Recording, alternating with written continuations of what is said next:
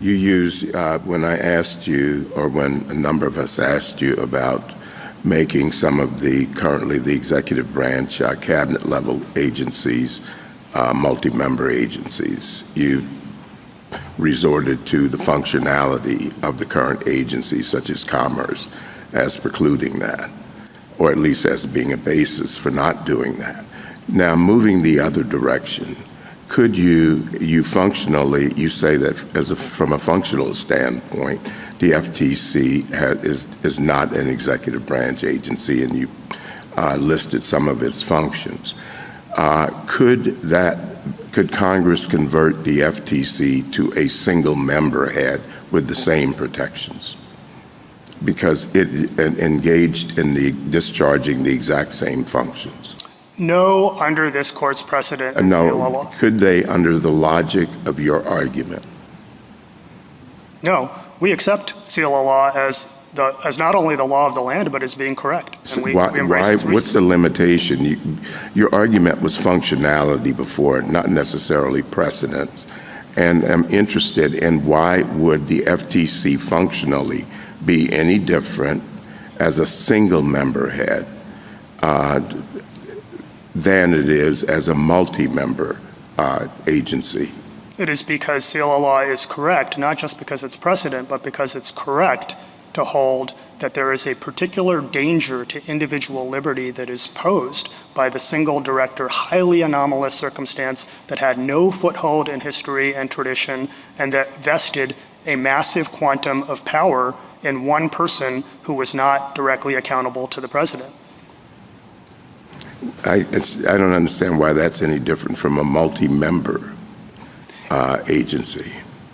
For all the reasons, Justice Thomas, that this court explicated in CLA law itself, and in particular in parts 3C1 and 3C2 of the decision, where the court talked about basically two categories of considerations.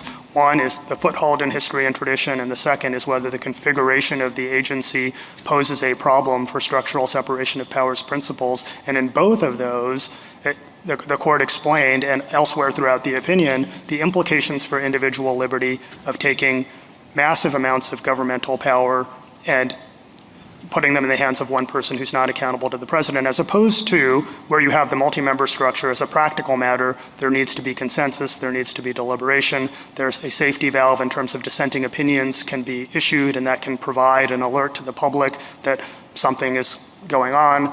So there's a whole variety of reasons why single-member agencies have been distinguished from multi-member commissions, and we think that precedent is correct and should be adhered to. And on that point, Justice Thomas, I guess I would say one more thing, and that is I think it is a big difference between our position and the position of the petitioners, that we are asking the court to adhere to all of its precedents and to give effect to the collective wisdom and experience of all three branches of government. On the other hand, petitioners are asking you to abandon precedent after precedent after precedent. A lot of precedents would go south if their constitutional theory is correct, and a whole lot of history and dozens of institutions that have been around for a long time, that have withstood the test of time, that embody a distillation of human wisdom and experience.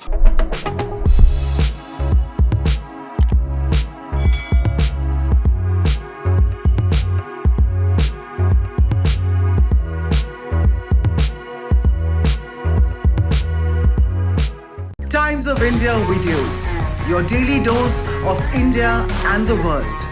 Global news, different views, and sharp analysis. Pressure of expectation from your fans, your supporters. That is often served as a backdrop for several Bollywood. You're not a brute majority anymore if you individually take out Tera. Making sense of global conflicts. Tracking the new emerging world order. Strike on Israeli military bases. A multi-pronged. To stay out of harm's way as Israel started bombing targets across. Understanding changing alliances in a polarized world. Tune into TOI videos for all this and more. Click on the bell icon to subscribe and never miss an update.